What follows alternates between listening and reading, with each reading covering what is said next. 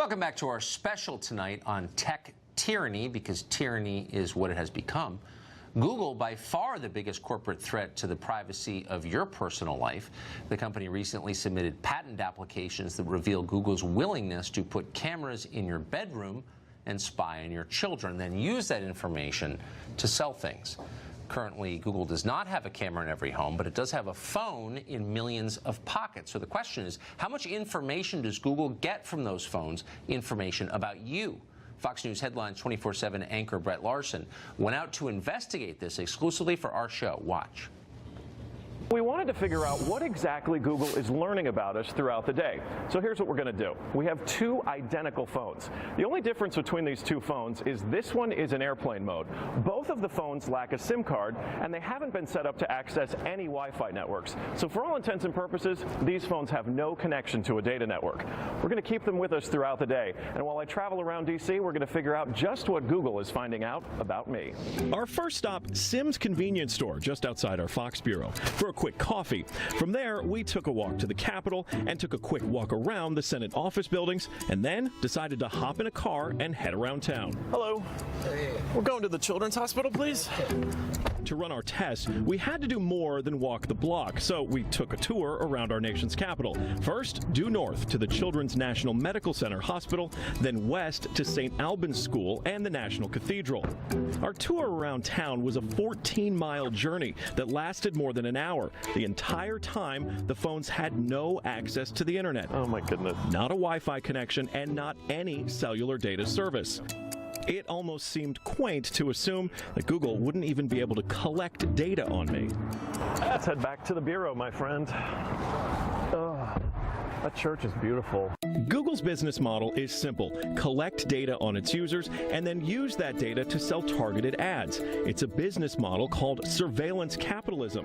But does that critical data collection work even when your phones aren't connected?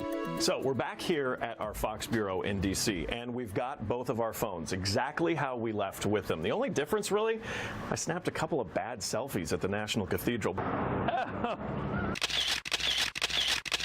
But otherwise, they have stayed in my pocket for the entire day. So let's find out what they know. This is our man-in-the-middle device. It's basically a Wi-Fi network that these phones are going to connect to once we turn their Wi-Fi on. It's going to pass data through it on the way to Google. But on the way, we're actually going to get a copy of the same data that Google's going to get. We'll be able to decrypt it and then find out where we've been throughout the day. Within minutes, the numbers rolled in. The phone that wasn't on airplane mode registered more than 100 locations, 130 activities, and even 152 barometric readings. As soon as it hooked up to our Wi-Fi, it transmitted 300 kilobytes of data straight to Google. The phone even logged our exact locations, tracking us all around town: the Capitol, the hospital, the school, and the cathedral. Now, you may notice what's missing here is the exact route that we took, but it got that data too. It knows when I got out of the car. The metadata has a time log down to the very second, tracking everything when they think that you're walking, riding, and yes, even getting out of the car. Okay, so you're thinking, this isn't a big deal. I'll just put my phone in airplane mode. Yeah, we thought of that too. This is the other phone that we had with us that no SIM card, also remained in airplane mode the entire time. Let's see what kind of data it captured.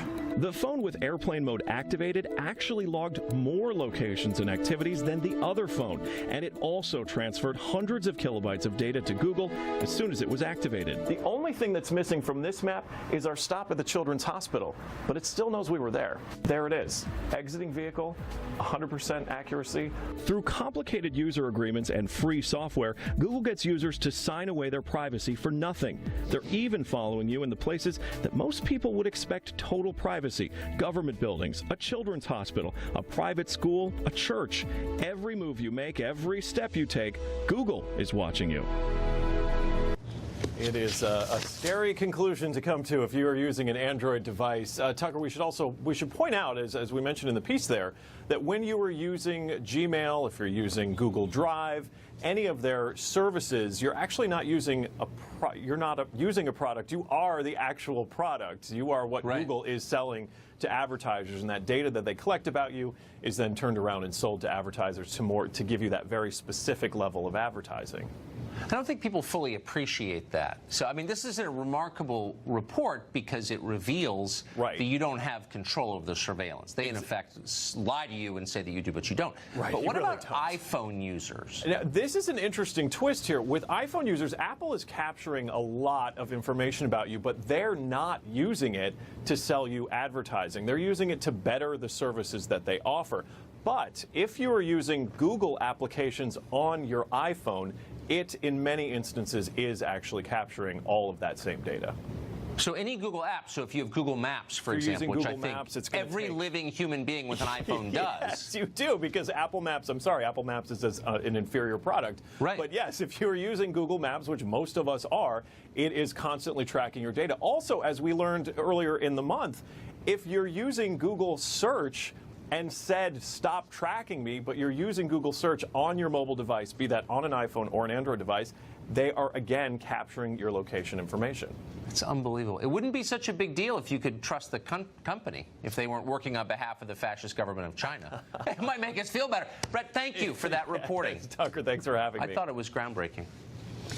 Well, when it's not spying on you, Google is cracking down on ideological dissent within its own ranks.